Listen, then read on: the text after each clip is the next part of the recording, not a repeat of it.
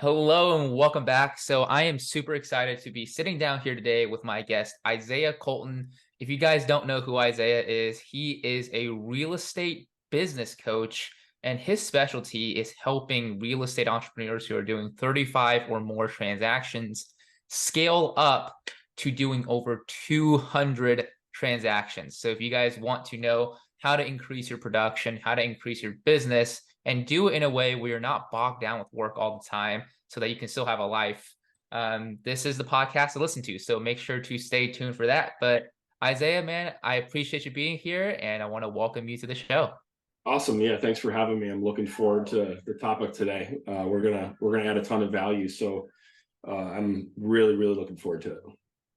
Absolutely. And I'm looking forward to it as well. So, first and foremost, what I do with all of my guests here. So, would you mind introducing yourself a little bit, telling us about who you are, how you got to this point, your background, and really kind of what led you to being the successful entrepreneur that are helping other entrepreneurs do better in their business as well?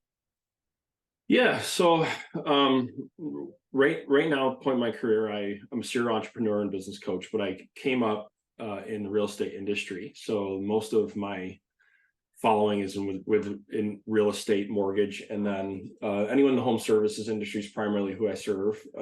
But I started off actually as an investor. So I had a full-time job as a digital marketing expert. I was running a sales and marketing team for a digital marketing company. So I got really good at lead generation. We did lead generation for over 100 different uh, types of businesses. And my introduction to real estate was the first lead generation campaign I ever did was to generate leads for distressed property. And I did what was called a yellow letter. And I don't know if you ever heard of yellow letters or Yep. seen them, right? So the good old yellow letter, right? So I just drew, I wrote a custom message and I went to a printer and I sent out, I think like 1,000 of them. But my phone rang off the hook and I got a ton of really good responses from that yellow letter. And I was like, wow, this is kind of fun. And I kind of got hooked on the whole idea of lead generation on a local level from that point. And I developed a lot of really good relationships with the people that were in my sphere of real estate agents. And so what I would do is I would send them leads that I didn't want to work. And from that point, it really kind of helped me understand the residential side of real estate. And then I decided to partner up with two guys. So I was the primary owner of the brokerage, but we had a broker record and then a listing agent. And we basically took the lead generation strategies that I was using and that I used for my other company and applied it to the brokerage, and we just exploded. And we went from 0 transactions our first year together to we did 151 transactions our first year. And then we started recruiting agents. And then from there, opened a broker lead program because we had more leads than we knew what to do with, expanded that nationwide. And between the brokerage and the broker lead program, we did $15 million cash collected. In 2018, we hit number 308 on the Inc. 5000, and that's kind of like it's kind of our journey. And then over time, I've documented everything that I've learned, going from 0 to 100 person. We have 100 employees now today between all of our companies, and we're still in real estate. We still have our brokerage, but we have a whole bunch of other ventures going on underneath it with coaching, consulting, digital marketing, all that fun stuff. And so now my passion is really to help that agent that's doing well, but they're trying to figure out how to truly have financial and time freedom. It's a buzzword in our industry, but most people don't. The transition from being a top producing agent or a solo entrepreneur to actually being a business owner and a CEO is a very difficult transition for a lot of people. And there's a high failure rate going from that transition. So that's really my passion, is to help entrepreneurs make it through that transition into actually having a business that gives them true leverage. Absolutely, man. I love that. And I think it's such an important topic because there is a really, really big difference, right? Between being your solopreneur, just doing Yeah. things on your own and doing well. And there's a lot of people who do really, really well, especially in real estate, just doing things on their own versus being an actual business owner with systems and processes and people working in that system so that you can go out there and enjoy your life. So with the people that you're working with, right? And also with yourself and your own experiences, what would you say is probably the biggest, I would say, challenge for somebody who's doing really, really well by themselves to make the transition over? What's stopping them from making the transition? Yeah. So the first one is lead generation when it comes to diversifying their lead sources. So usually they have some sort of niche, or maybe there was some sort of, they built their business on referral base, or they have a couple things that have worked for them. But if they're going to scale, they got to have a multi-pronged approach to lead generation, and really get that honed in and locked down, and get it very predictable and something that can scale up as their team is growing. So that's the first challenge. And then within that, making sure that they're organized enough so anyone that's plugging in and working their leads, it's a very systematic process. So as they're scaling their leads, they're not getting crushed because they don't have a really good lead follow-up or lead conversion. And that usually prevents a lot of small teams from scaling and being profitable with their cash flow. Is that whole combination of focus on lead generation and lead conversion. So that's our first focus with anyone who comes into our ecosystem or joins our coaching program, is really taking a hard look at we have 7 pillars of lead generation. We can dive into them here now if you want. Look at the 7 pillars of lead generation, figuring out what ones they're good at, what ones they need to really hone in, and then developing a systematic process to scale that. So Yeah, I think we can dig into that, right? The 7 pillars of lead generation, because I think a lot of agents, right, especially ones who are doing well, maybe like, you know, the people in the 35 or so, range doing that yeah, many transactions a year, right? yeah. They're obviously doing something right, Yep. but there is a step above that as well that they're really uber successful people are doing. So I would love to, if you don't mind, share the 7 pillars of lead generation. Yeah, absolutely. So the first pillar is what I call your warm outreach, and it can happen on a one-to-one basis or a one-to-many basis. And so it would be things like how good of a job you're doing reaching out to your sphere one-to-one. Problem is this gets more difficult as you scale, right? And so you have to be able to leverage technology and marketing to reach out to your sphere through technology, and do it in a way that still is custom but doesn't take a lot of time producing custom content.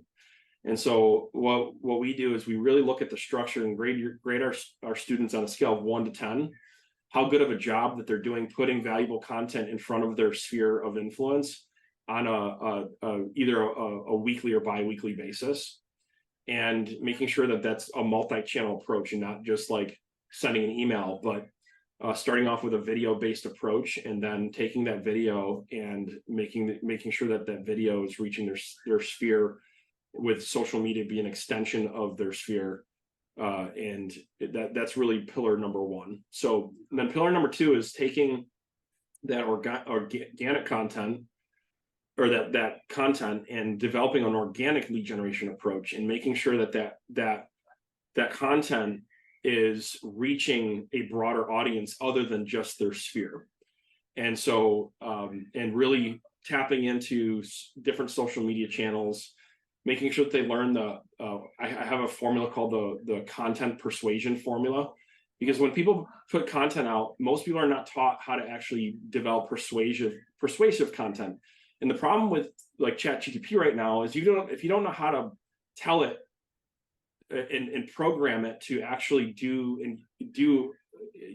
have a formula of persuasion built into it, it's going to produce content that's going to be good and okay, but like it's not going to be great, right? And so we build this content persuasion formula into their structure, so that way when they're producing social media content, their followers and everything grows much quicker. So that's pillar number 2. The third pillar is the pillar that's really more focused on paid traffic. And so they all kind of build on each other. A lot of people move to paid traffic, but they don't have the foundation of your database in order. They don't have their CM in order, and they're not reaching out to their database. So when they don't have the organic, so when they go to do the paid traffic, it's, the paid traffic's going into like an unorganized system, and all these leads end up just kind of like falling off. And so they're wasting all of this money because they don't have a good follow-up structure. Their database is not organized well. So that's the third pillar, is paid traffic, and figure out what paid traffic works, what's working, what their budget is. Because, you can do Google PPC, you can do Google LSA, you can do Google Facebook ads, different types of paid traffic. And so we kind of help them hone that in. And then from there is cold outreach, right? Cold outreach is not popular for most, but there's ways to do it that doesn't require cold calling, right? And so we teach them other alternatives to do cold outreach that doesn't require cold calling, through more of like a digital approach. So for an example, uploading a list of data that you purchase, and then doing a retargeting campaign through cold outreach, or reaching out through a messaging app or whatever it may be. Or so there's a lot of different ways you can do cold outreach. So that's the next pillar. And then from there so once you have all of those in alignment, usually you got like a lot of action happening, right? So you got a lot of action happening, you're going to need help. And so the next pillar is hiring an inside sales agent, and or somebody that can help you work your leads. So inside sales agents, or taking an agent on, or agents onto your team to help you to work your leads. So that's kind of the foundation build up. And so that's a really, really effective way to generate leads. And then from there, like comments, this one's kind of common sense, but most people are horrible at their referral marketing. They're just not, they know they should be getting referrals, but it goes beyond, like, they don't have a systematic process that's programmed through technology to sequentially ask for referrals along their client journey.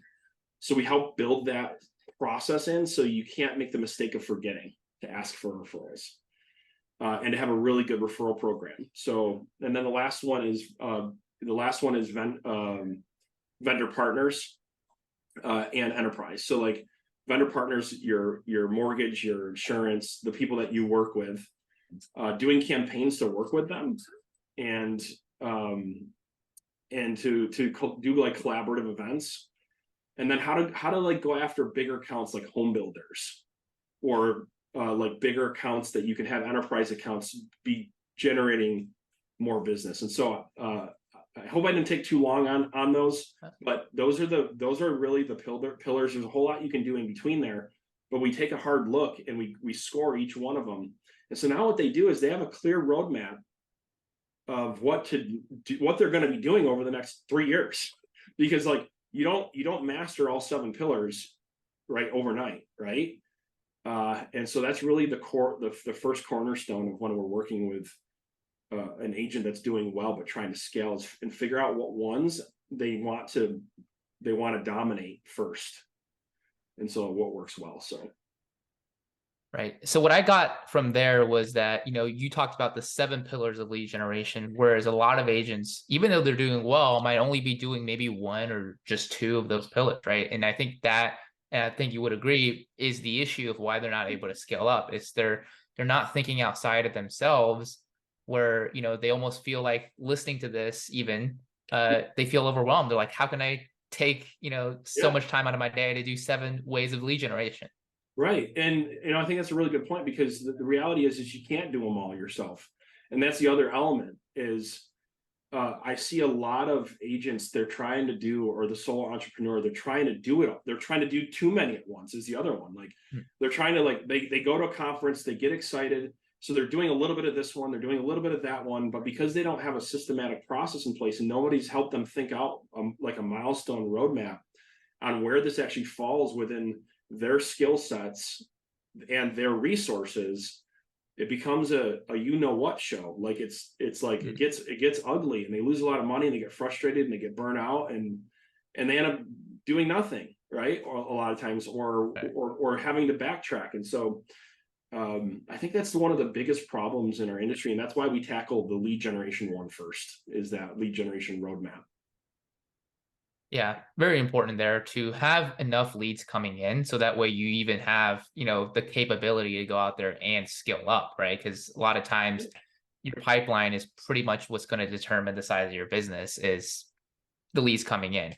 So the second piece of that you brought up was lead conversion, right? And I think a lot of agents don't necessarily think of that, right? They want to increase their business, they just generate twice as many leads, Yep. but they don't think about, what if I just convert twice as many leads that I'm generating Yeah. and I could essentially double or even in that case quadruple the business, right? If they do end up generating twice the amount of leads. Yeah. I'm glad. Yeah, I'm glad you mentioned that, because the second pillar is what we call sales and persuasion, and that's the second pillar, or sorry, that's the second um, key component to our program and what we do.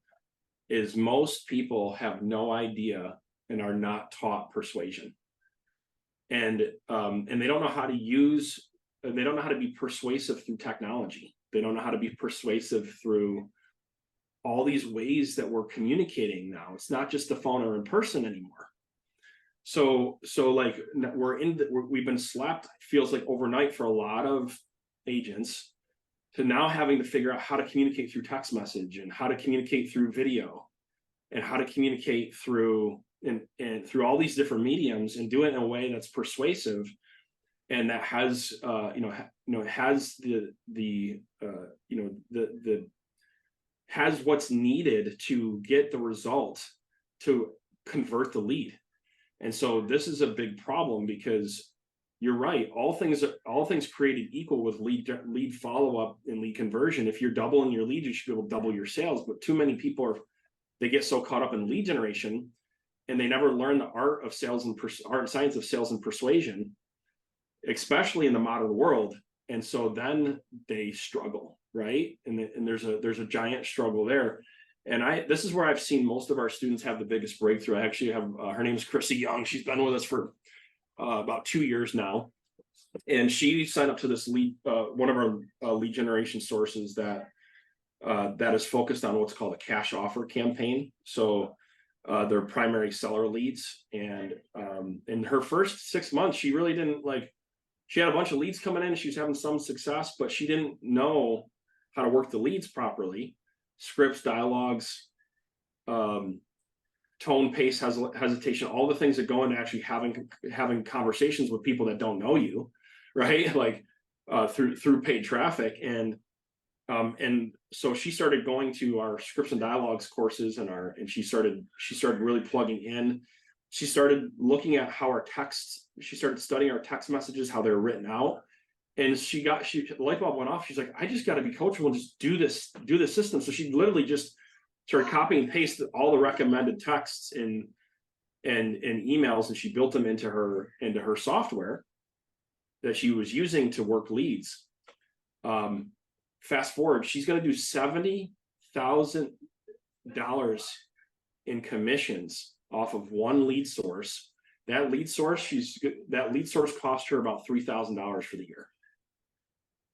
So that's the difference of saying, okay, she realized, I don't need more leads at this point. Now I got the paid traffic thing down. Now I got to make sure I'm using technology, marketing, and the proper scripts and dialogues and persuasion to convert these leads. And now what's really exciting, she's moved on to her next pillar, and she just hired an inside sales agent. So she's taken that commission that she's earned, and she didn't go out, and she spent some of it on trips and fun, right? But she was smart, and this is what we teach too, is how to invest your money back into your business properly, so you can scale and have fun and increase your lifestyle, but not so much to the point where you're spending all of your money and not investing back in your business. And so now she's hired an inside sales agent. Now her inside sales agent's getting 3 or 4 appointments a day for her. And now she has to bring on another agent or two. So in 2 years, she's gone from 35 to 40 transactions is what she was averaging 2 years ago. She's going to do 120 transactions this year. So, so that's kind of and it's because she's gotten both of those to come together: lead generation and lead conversion. Yeah, absolutely. That's a really, a really good testimonial of what you can do, right? Just by increasing your ability to convert leads. Because so many agents, like we are just talking about, they get super bogged down with one thing and they completely forget, that there's another component to it, which is the actual sales component, right? Actually talking to people and getting them to become your clients. So, on that subject, right? And you mentioned a good point there, which is being persuasive over technology, right? And I think that is really, I guess, very new for a lot of agents. So, where's the missing link, right? So, what is the missing link that agents are kind of, maybe it's just a blind spot, or is it something that they're actively doing that's actually, a detriment to the conversion rate, or is there something that they're missing? Yeah, there's a chapter in my book, and I'll tell people how they can get a free version of it, the ebook version of it that I go in depth on this, but just a high level. Um, there's a specific psychology of persuasion that in your no matter what you're doing with sales copy, marketing, text messaging, that has to be integrated in there. And there's 7 key components of persuasion, and I'll just go through them really quickly. The first one is building rapport and qualifying. And so doing that through a text message is it's the same. People don't realize it, but it's the same psychology as they use on the phone. But when they're texting, they forget that, oh wait, this is still a real person on the other line. And so I need to make sure that I'm following a sales process just like through text message, just like I would if I was on the phone or in person or presenting over the computer. And so we teach them how to build rapport and qualify and have those conversations through text message, because some people won't get on the phone with you right away in today's world.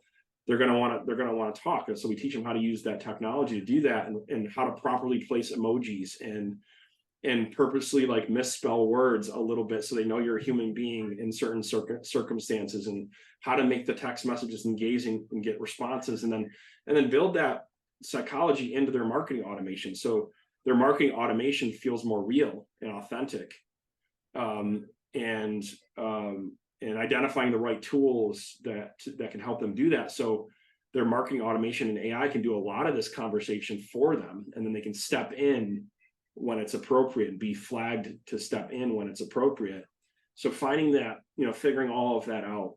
So build rapport and qualifying through text message or through Facebook or through email, like how to make sure that sounds natural, and then moving into making sure that you're adding value, where you're not talking about your like all of the things that you can do for them, but you add enough value to intrigue them, but to get them to the next step of the sales cycle. So so how to build value, and get them to the next step. And then the next one is to make sure that you're getting the third one is to make sure you're getting yes responses, and you're getting agreements, what we call micro agreements, on things that are very logical that they're not going to say no to. So you're making sure that you're continuously building rapport, and you're getting agreements throughout the process.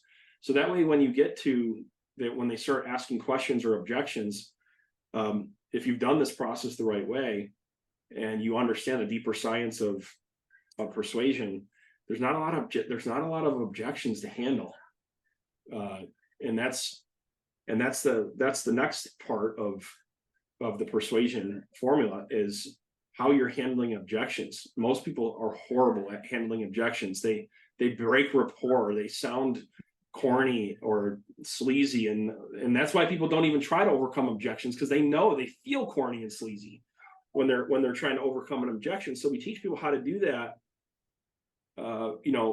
authentically and in a real way. And then the last 2 pillars are just making sure that you're adding value in your follow-up. So you have you're in a position of reciprocity, and within that, social proof, making sure that you're integrating social proof into what you're doing, and you're telling stories. So that's kind of the the different pillars within that we teach, but we teach it not like through every form of communication. Yeah, absolutely. It's so important to know that, right? Because you can't forget that the other person on the other side of the text and the other side of the email is they're a real life person. They have emotions, and they're going to expect you to be a real life person as well when you're communicating with them. Yeah, and they're analyzing the relationship the same way as they would um if you were in person. Like Yeah. there's still develop, it's still a relationship happening. And that's one of the things that we press really hard on, is to make sure that you're communicating with video any chance you get. And I'll give you a story here. So I had one of my clients that was going back and forth. It was $1 million listing opportunity. They were having a conversation.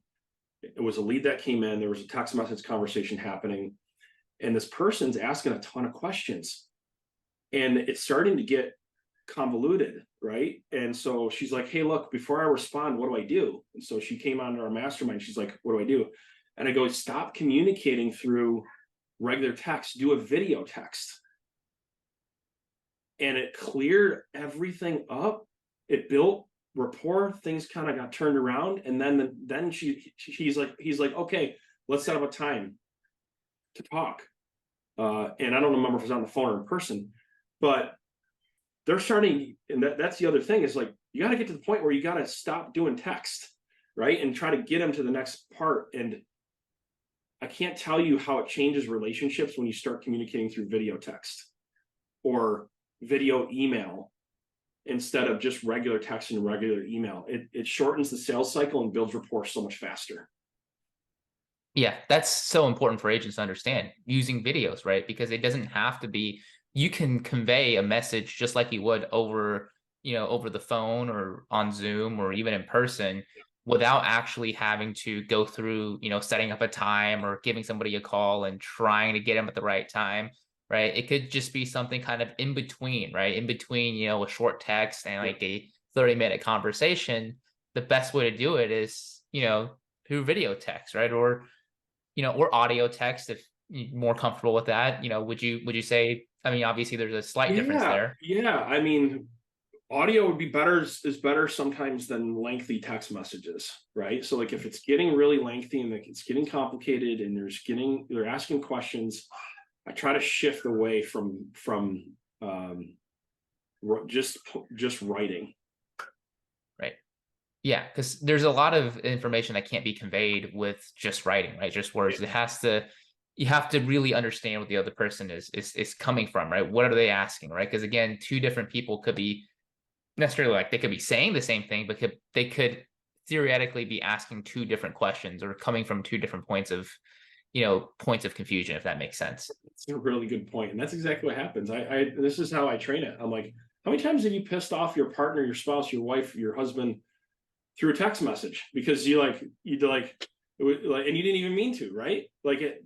Well, that happens with clients too. Like, so you got to be super careful and really think it through, and then get away from text.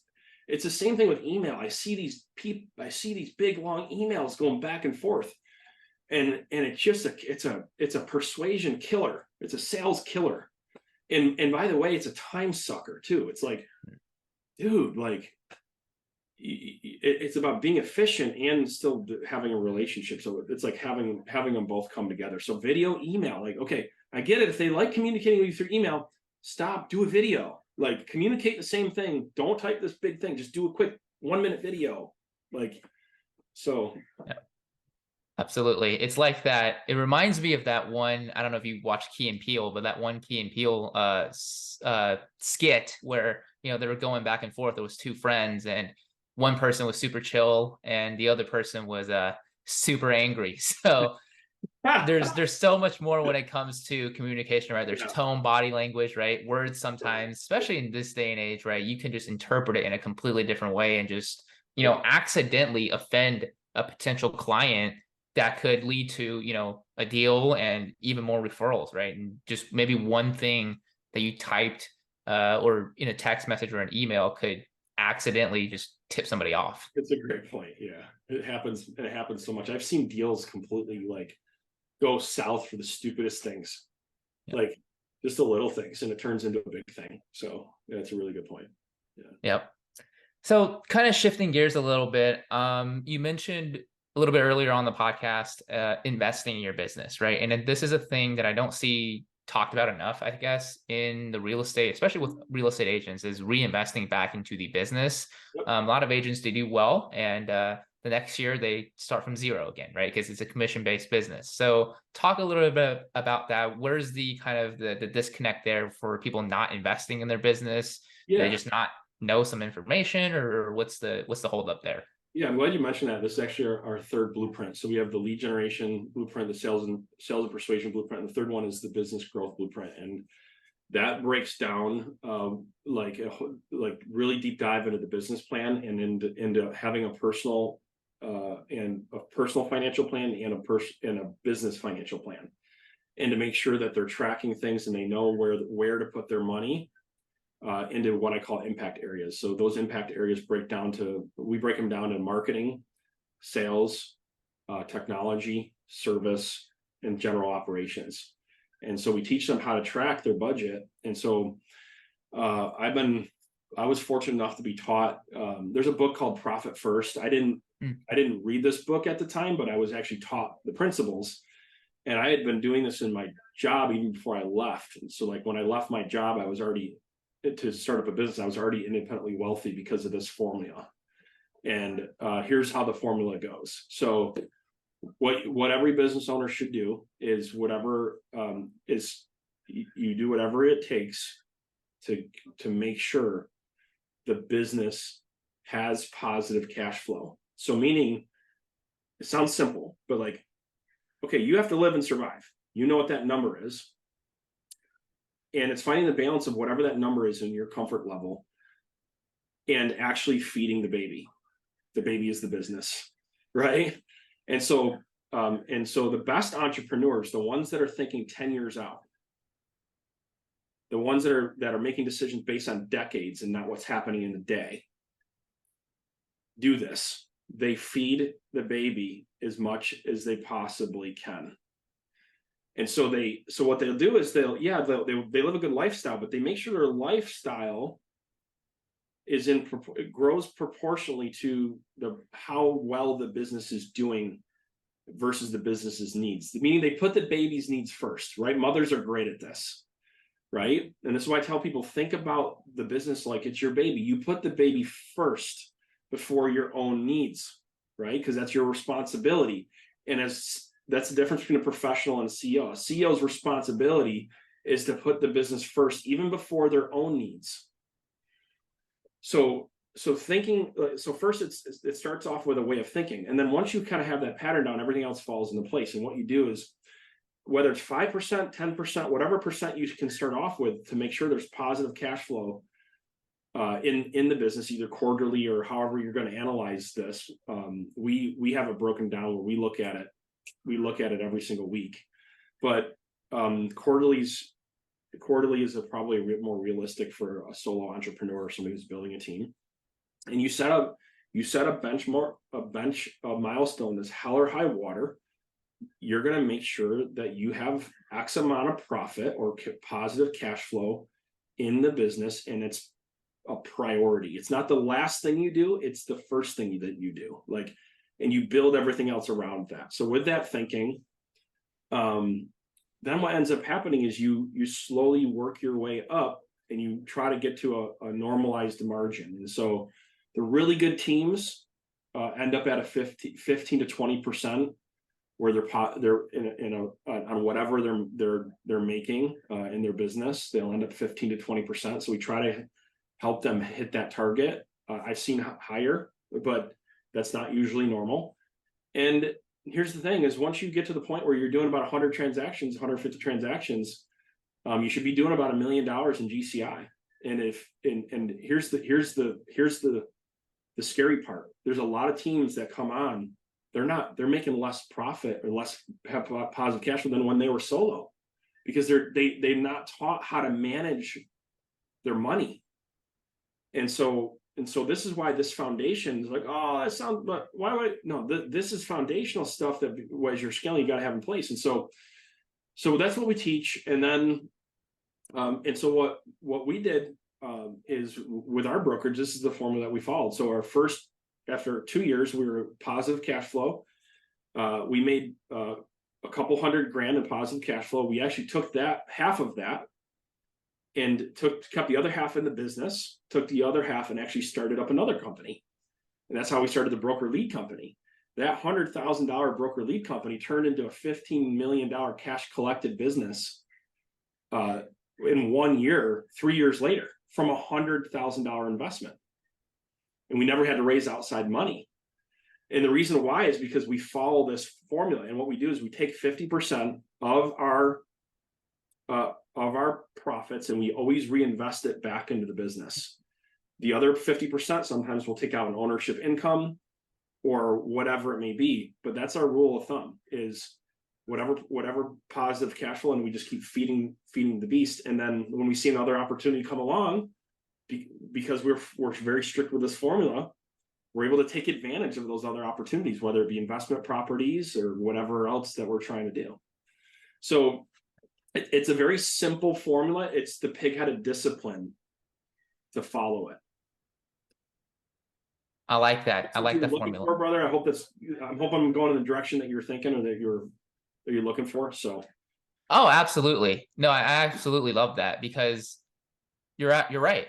The agents, they don't reinvest back into their business, and you see this with so many teams, right, where they're making more money as an individual agent than they are as a team leader, and then they just stop and they go back to being an individual agent and they can never stop working. And that's, it's kind of tragic if you think about it, but it's a simple mindset shift, right? But you're right, it takes a lot of discipline to do that. So I'm really glad you actually painted that picture for everybody, because it's an easy rule to remember, right? The baby always eats first. Yeah, so. That's right. And don't, and I think when you have that, what's exciting too is if you get to the point where you live like that personally, it gets really fun. So I've been following that formula personally for almost 15 years now, even before I got into real estate. And that's what made it easier for me to build the real estate business, is because I didn't have to take a check from the business for almost a year, because I had followed this formula when I had my job. So like I was able to feed the baby. Because when I had a job, I got to the point where I was making 6 figures in my job, and I started off saving 5%, 10%, 20%, 30. And I got to the point where I was living a good life. But my wife and I agreed we're not going to spend more than 40% of our total income. And that was our agreement. And we've taken 40% of our income since 15 years ago. We've made sure our lifestyle always fit within that. We live a really good life. But like we make sure our lifestyle fits into that. It didn't start at 40%. We worked our way up. As our income grew, we grew the percent. And because of that, like my kid and my kid's kid is set for life because of the things that we've been able to invest in, whole life insurance policies and real estate and different things outside of the value of our company even, right?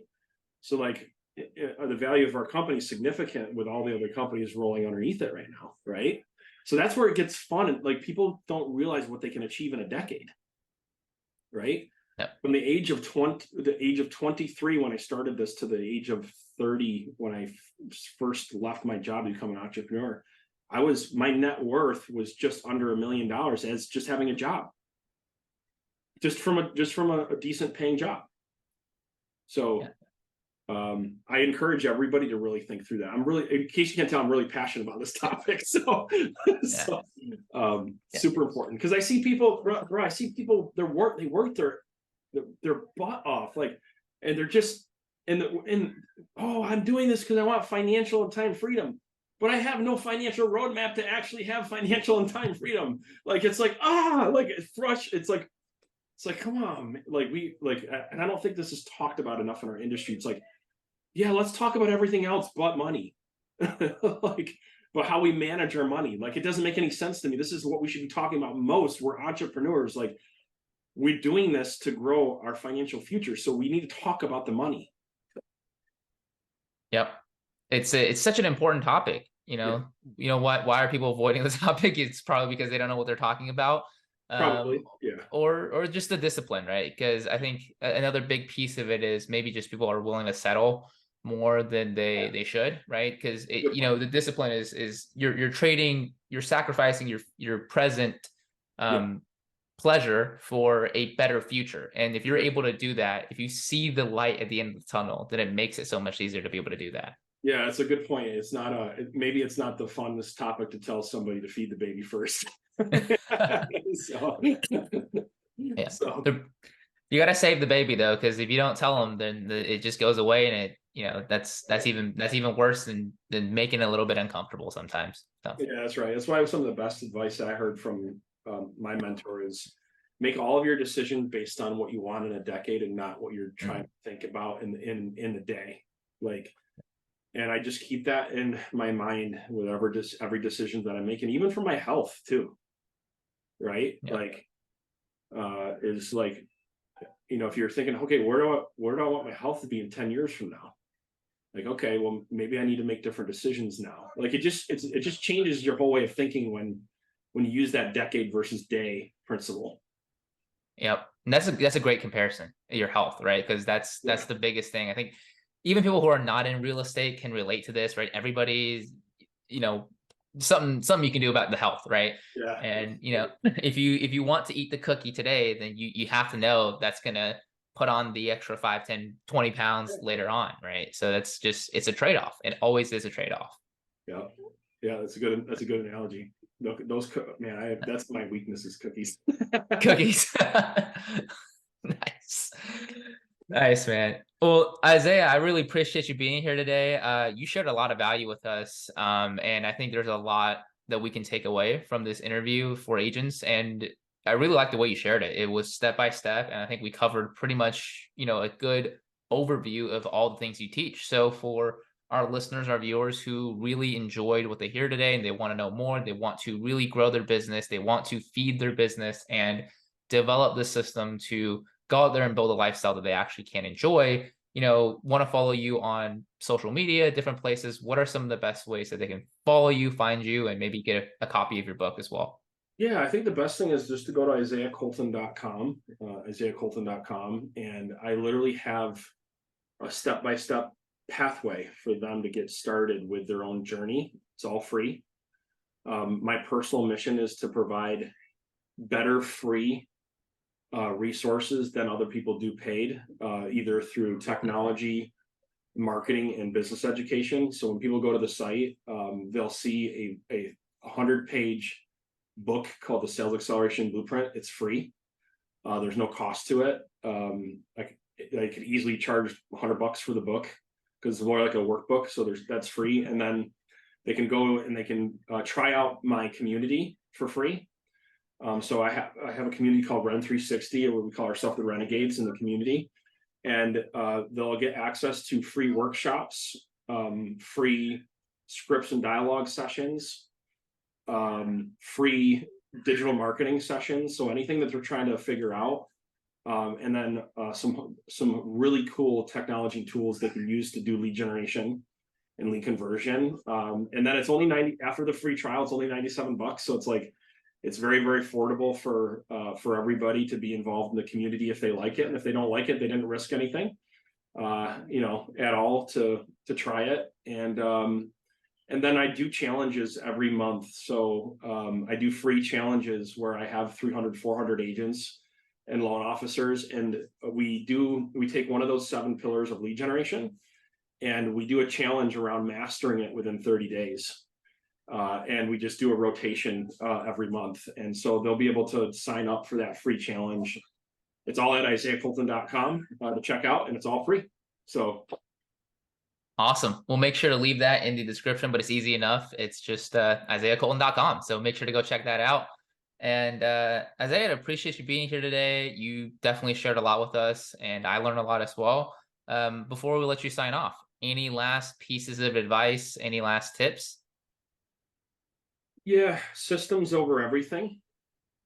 So my biggest struggle as an entrepreneur, and I almost quit because I thought I was just stressed out, anxiety. Most every problem you have in your business can be solved if you have the right system in place, and that's people, process, and tools. So if you just take time, and if you notice how sequentially I broke things down, that's because I've developed a system and a process to do it properly, but I didn't have that. And so every problem can be solved that you're experiencing if you have the right people around you or in your business or helping you. You have the right process in place, and you have the right tools to operate with that process. And that's how we've been able to scale multi-million-dollar companies, is systems. So that would be my number one piece of advice for everybody. It's not the most sexy and attractive. It's not motivational, but it's changed my life. So that I'd say systems is over everything else.